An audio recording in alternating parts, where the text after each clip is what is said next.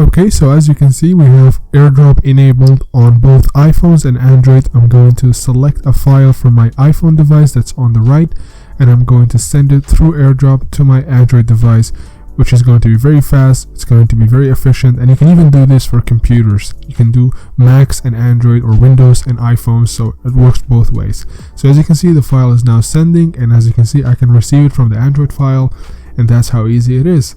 So like I mentioned in the beginning of the video, in today's video I will show you guys how to use AirDrop between Android and iOS devices, or Android and computers.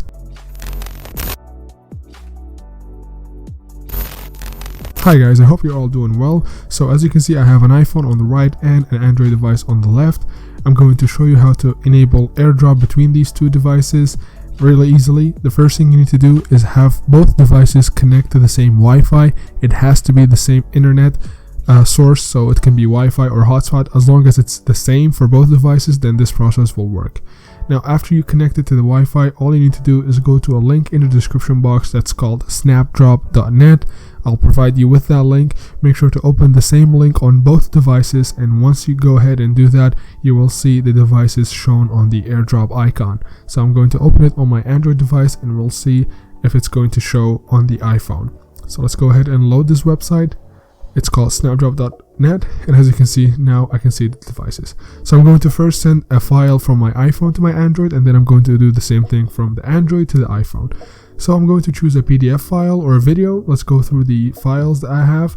I'm just going to choose this video, and then I'm going to choose on select, and the file should start sending as soon as possible. It's going to be very fast and efficient. So as you can see, the file is now sending, and on the Android device it's going to be received, and I can easily press on save and have that file open.